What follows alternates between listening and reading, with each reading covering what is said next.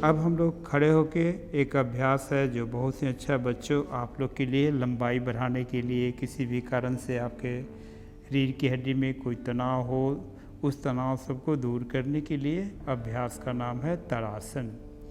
जहाँ तक आप तार का गाछ आप देखे हों तो अच्छा है, नहीं तो एक लंबा सा गाछ होता है जिसमें कहीं बीच में कुछ नहीं, एकदम सीधा ऊपर में ही उसका पत्ता होता है। उसी तरह काल्पनिक रूप से अपने शरीर को आप सीधा खड़ा रखेंगे और सांस लेते हुए दोनों हाथ सिर के तरफ ले जाएंगे। दोनों उंगलियों को फंसा के सिर पर रख लेते हैं और सांस लेते हुए दोनों हाथ उलट के पूरी तरह अंगूठे पर खड़े होते हैं, दृष्टि अपना सामने। सांस छोड़ते हुए एड़ी पर वापस आ जाइए ज़मीन पर। अब पुनः फिर से 5 बार दोहराइए।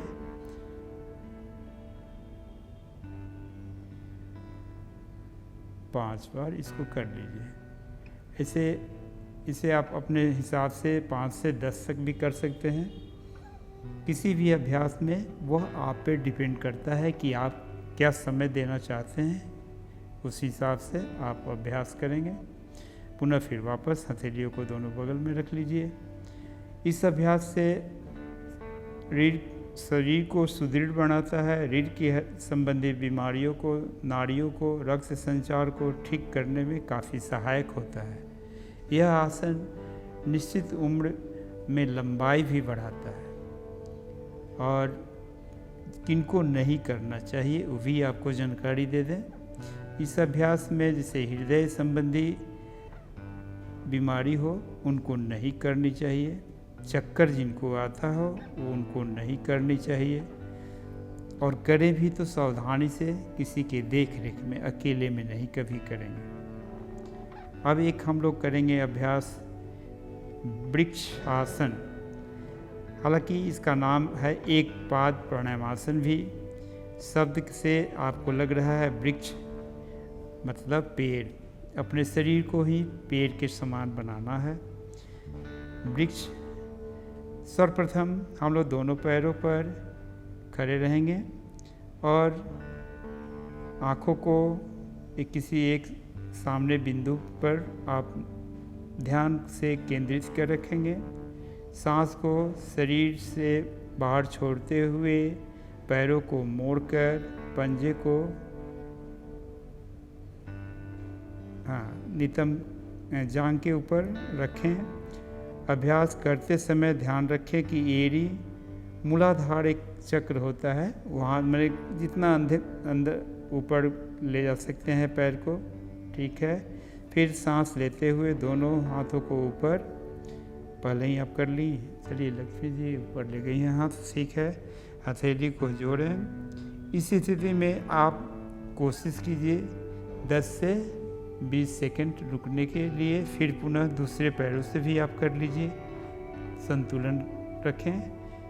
जब दाहिना से किए तो बाएं से भी करें, बाएं से करेंगे तो दाहिने से भी। उसी तरह सांस लेते हुए दोनों हाथ ऊपर, शरीर को स्थिर रखते हुए इस आसन का अभ्यास पुनः बाएं और दाएं से आप कर सकते हैं। यह अभ्यास पूरे शरीर को संतुलन करने के लिए है।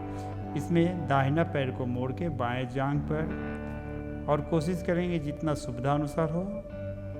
अब दोनों हाथों को सांस लेते हुए ऊपर, ठीक है। अपनी दृष्टि को जो है सो एक बिंदु पर केंद्रित करते हैं, फिर सांस छोड़ते हुए वापस आ जाएंगे। पैरों को खोल लेंगे। अब फिर बायां से कर लेंगे।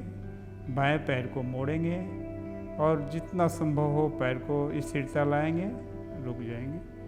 फिर से इसको करेंगे।